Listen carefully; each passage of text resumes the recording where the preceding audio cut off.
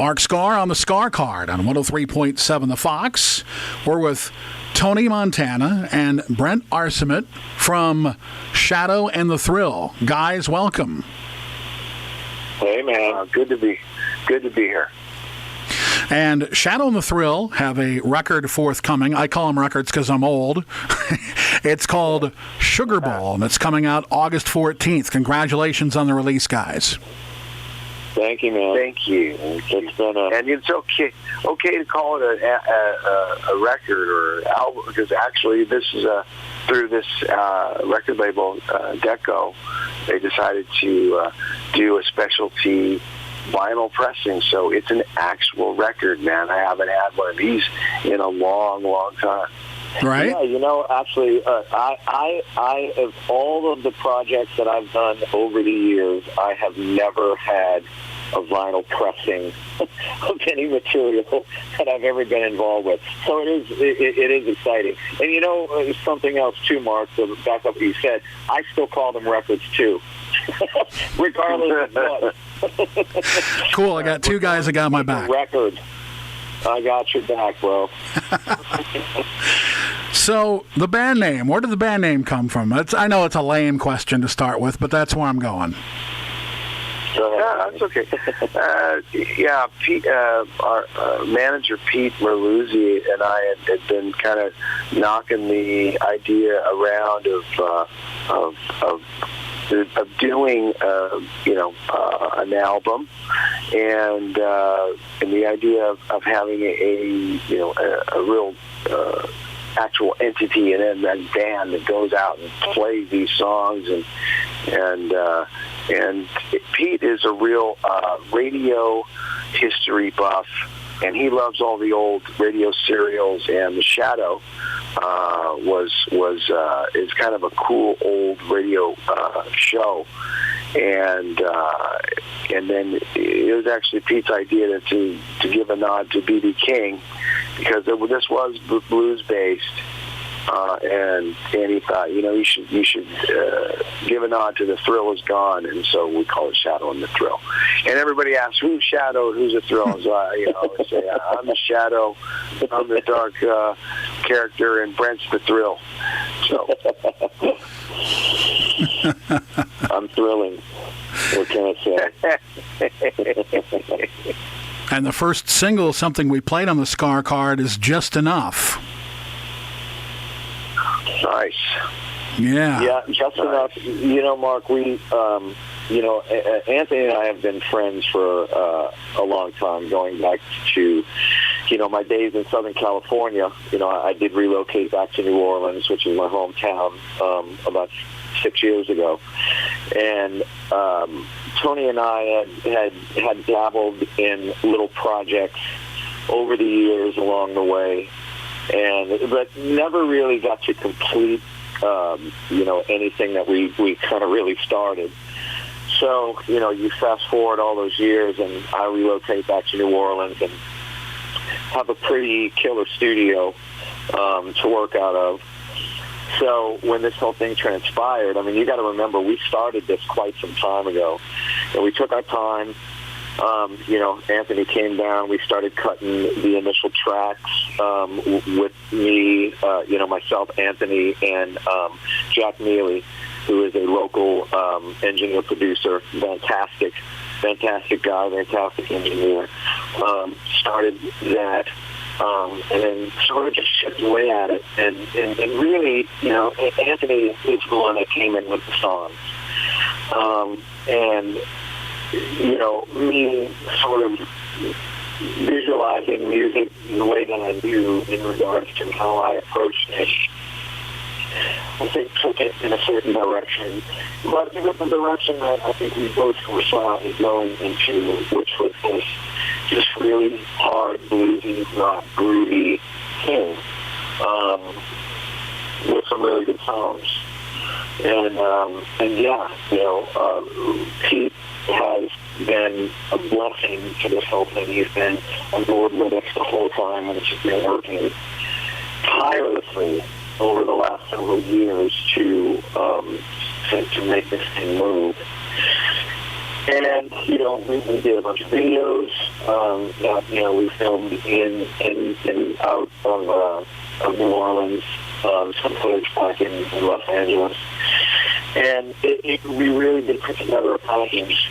And, I think it came out pretty good. I think that we're all happy with the result. And, now that it is actually going to be released properly, we're hoping that everyone else knows the same way.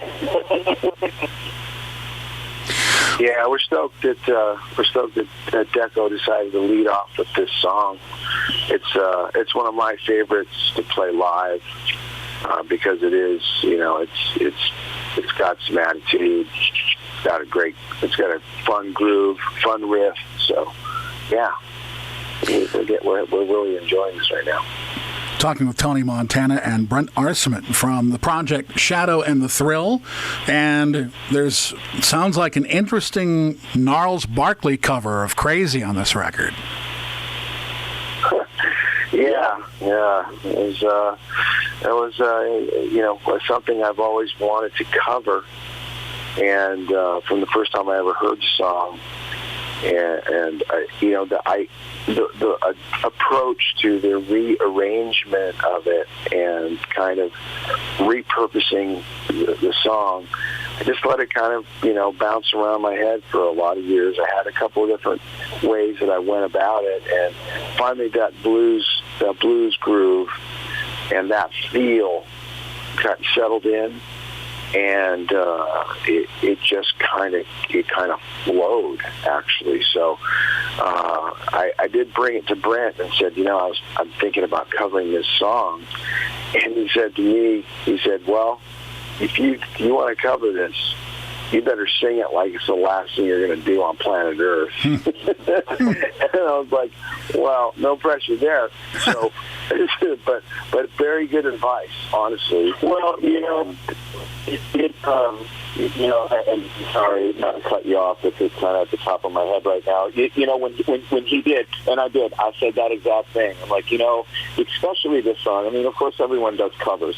There's something about that, and that song, it's just a great song. It's great. The original version, it's fantastically written. It's very simple in its form. It's an arrangement, and CeeLo just sings the shit out of it. So yeah, I said that. I'm like, dude, if we're going to do this, you better put everything that you have into that to make it convincing.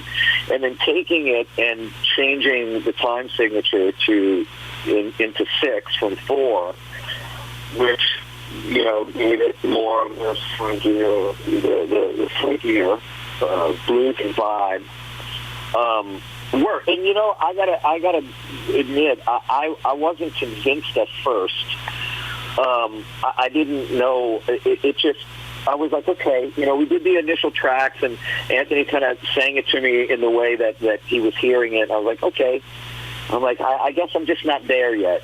And then when he did the first round of vocals, and again, too, musically, we kept that song fairly simple. I mean, wouldn't you agree? And, oh, yeah. I mean,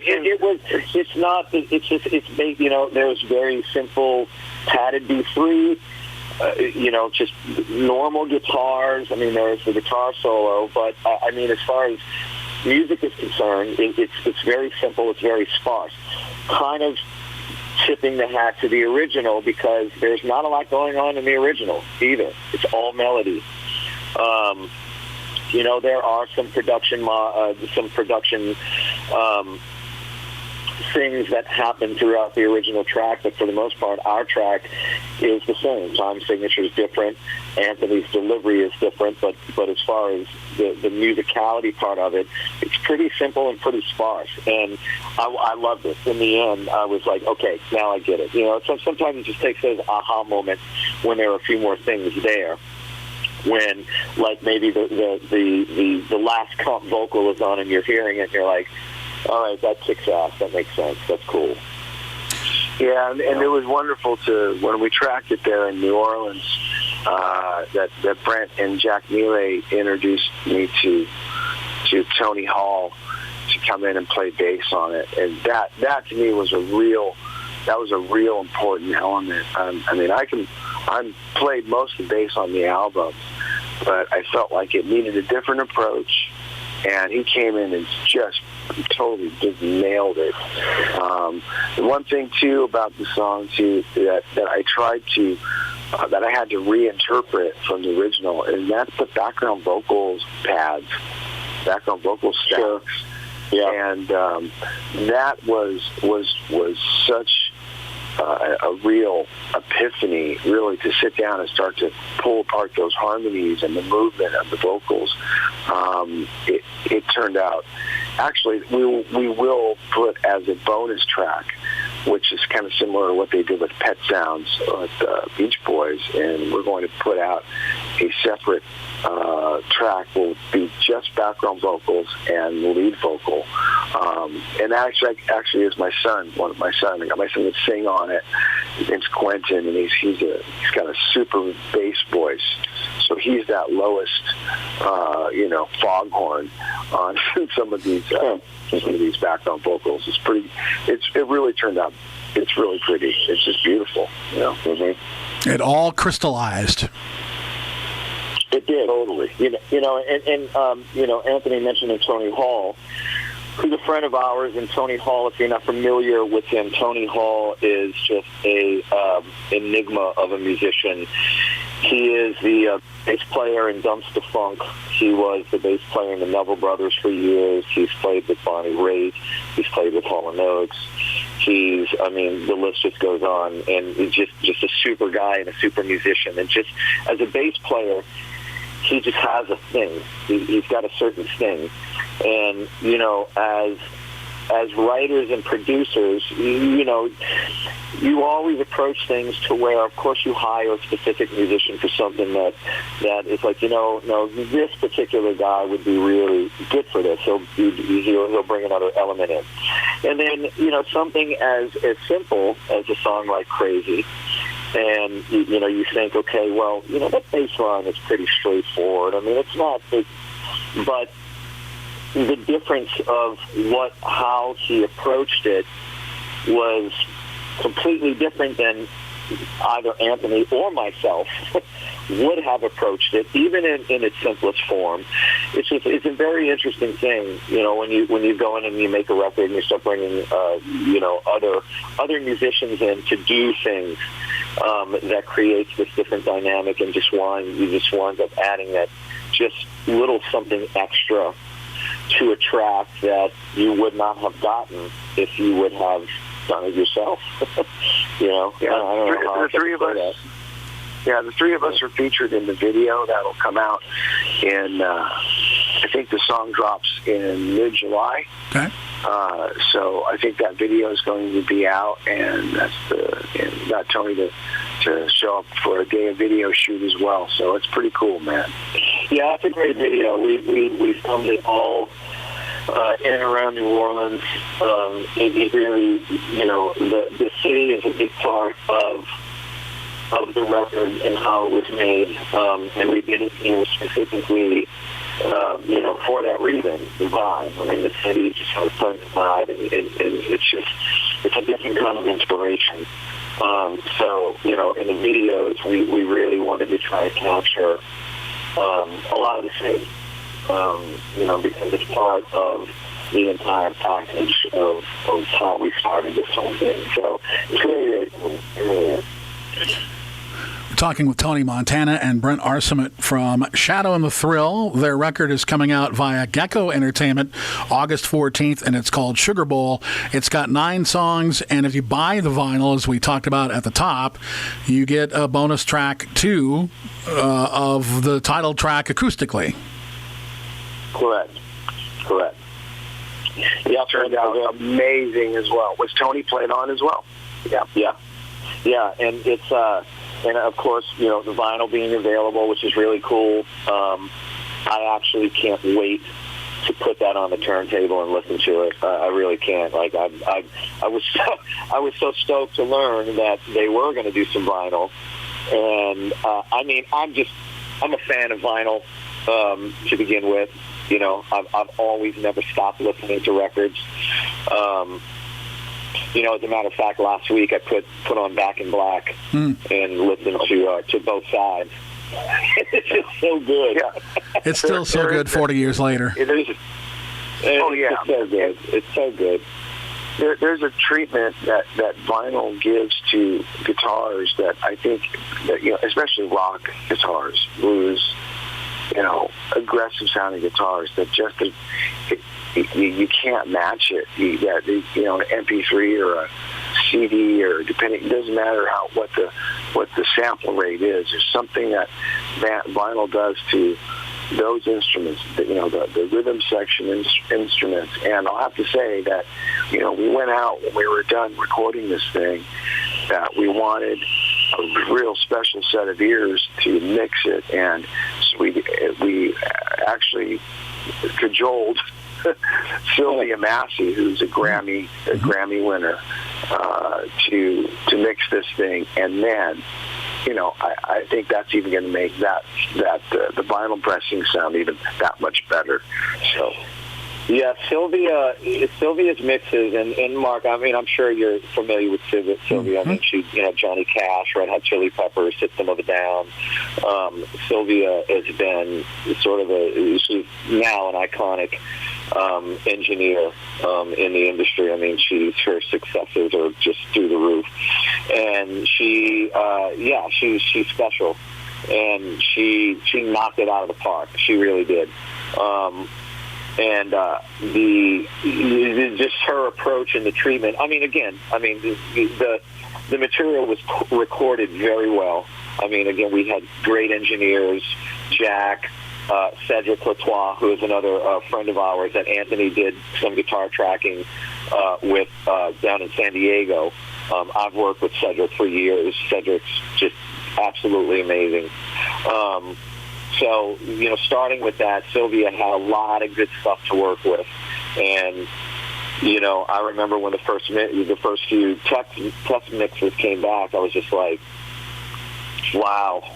I guess that's why she's got a bunch of platinum records hanging on the wall. Well, I can't wait to hear the whole thing. Yeah, well, we will, I'll definitely, we'll send you a vinyl copy for sure. Oh, cool. Thank you. And we'll get you some stuff. And yeah, it's great. And again, like I said, earlier on, we're just, I think we're both equally excited. I mean, all of us involved in this, because it has been several years in the making, with a lot of hard work, a lot of pressing on, and now that it's finally going to be promoted, marketed correctly, it's we're hoping that that people like it as much as we do. Talking with Tony Montana and Brent Arcement from Shadow and the Thrill, and until I talked to Joe Bouchard a couple weeks ago, I wasn't really familiar with Deco Entertainment, but here we are talking to our second Deco artist in a month. So how did you hook up with them, and what can you tell me about them, working with them? I'll let Anthony take that. Well, our manager Pete and our good friend Chip from Chipster PR introduced us. Actually, we've actually worked with several labels at different times, and some things seemed to go the right direction for us. Some things didn't go the right direction. So we were really happy to meet these group of people through Chip and Pete. Worked on that relationship, and these folks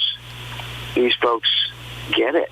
They really do get it, and that's what you have to find. Finally, you have to find people that really are kind of get the whole package of it, and they're excited, and these people are ready to go out and conquer the world. So, it's so refreshing to have some help and have there's some industry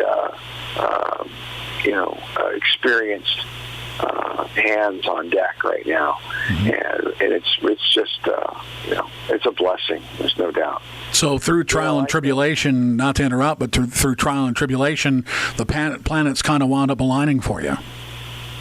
I believe that, and again, Mark, you've been in radio a long time. Mm-hmm. Radio has evolved and changed into a lot of different things.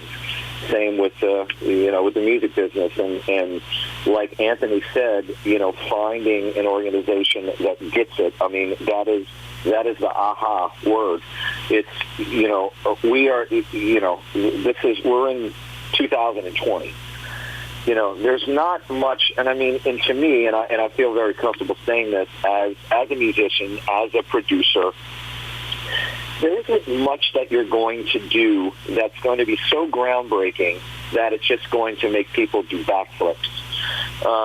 Everything has sort of been done. I think what's important now is staying true to what you believe as far as a writer, as far as a musician, as far as a player. Make the best music you can make. Make it sound the best that it can sound. Work with the best people that you can work with people that inspire you, and you're going to get a good result. Now, and that has to ring through the speakers. So, again, finding someone on the business side that, as Anthony said, gets it, and that can get behind it, and knows what to do with it, that's the most important thing.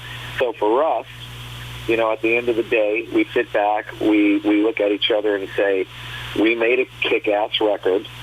This is great. We're proud of what we did, and that's all we can do. And go out and perform these songs to the best of our ability. And I think with that, having someone in your corner that believes in what you're doing, that is a recipe for success. And I think it will do well. I really do. I think that, the tide of music is changing some. I believe that, the younger generations are discovering rock and roll more and more. And not only are going to look back at the classic stuff, but are looking for new rock and roll, and they're digging on it.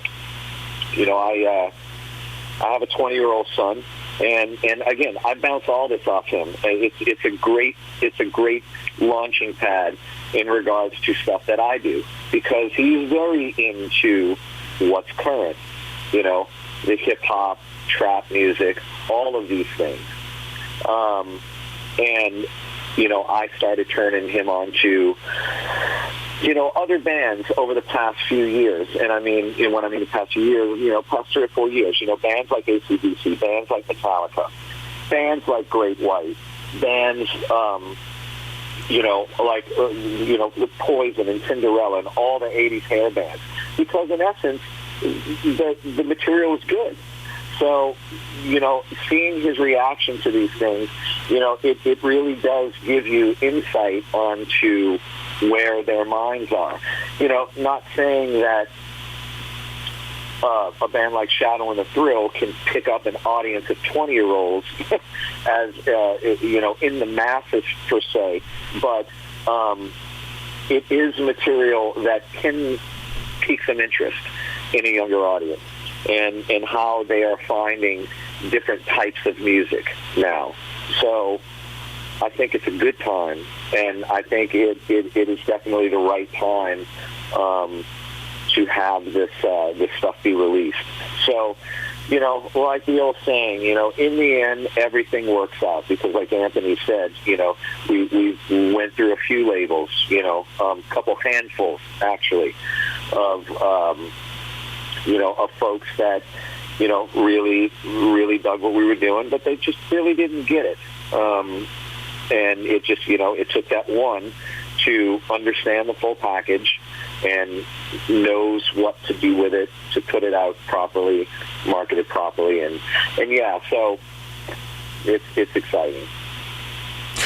Tony, if you don't mind, I'd like to sidetrack for just a second, and Brent too. Of course, Tony is a part of Jack Russell's Great White.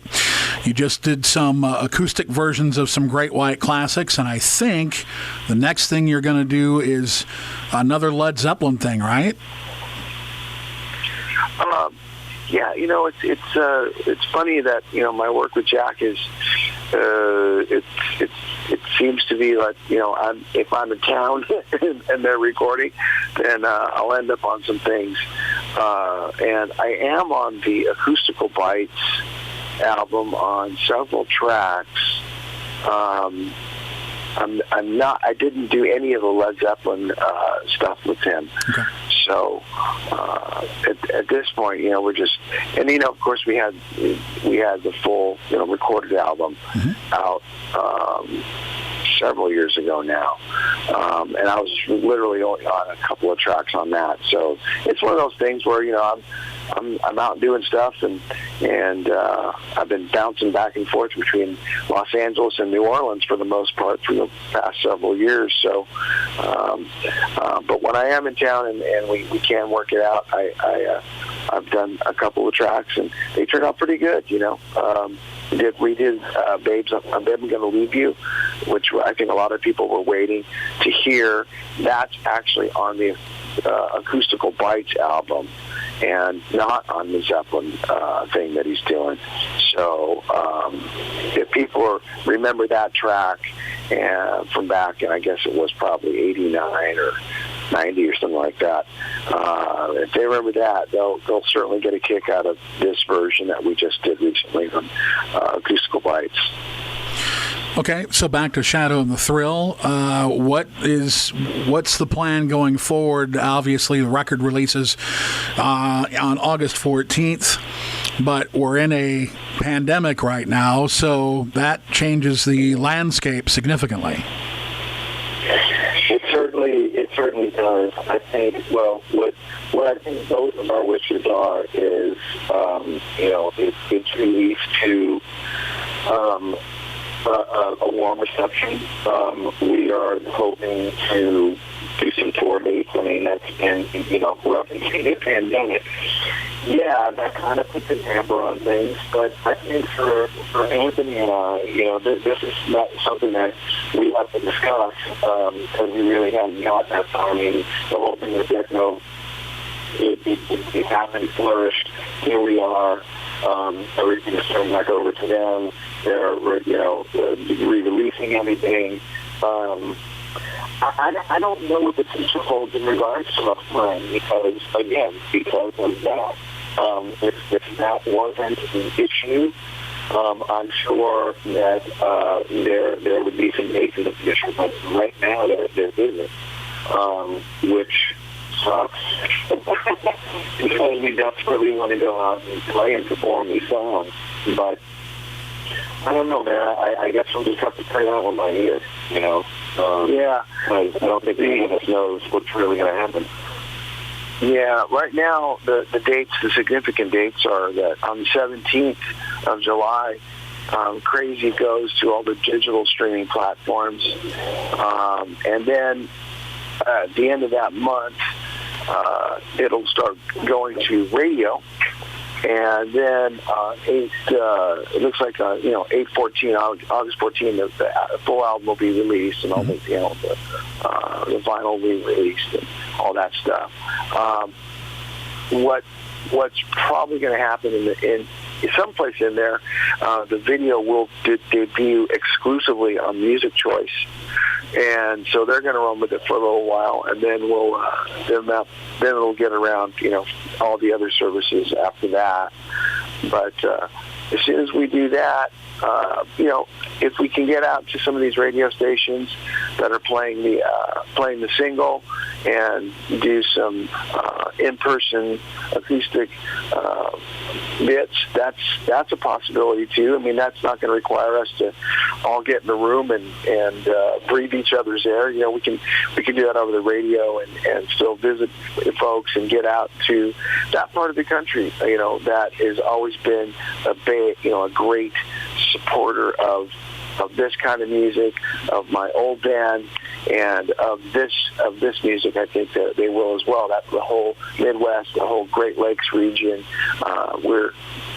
I've got my eye set on getting out there in some form or fashion, and making the rounds. So that's coming. Tony, Brent, thank you for the information. Thank you for being our guest today. We really appreciate it. It's good to talk to you. Thanks for having us, Mark. Really appreciate it, man. Thanks, Mark. Keep spinning, man. Keep spinning. Keep spinning. Brent Arcement and Tony Montana, Shadow and the Thrill. The record comes out on August 14th. It's called Sugarbowl via Deco Entertainment. For Tony and for Brent, I'm Mark Skaar on the Skaar Kaard on 103.7 The Fox.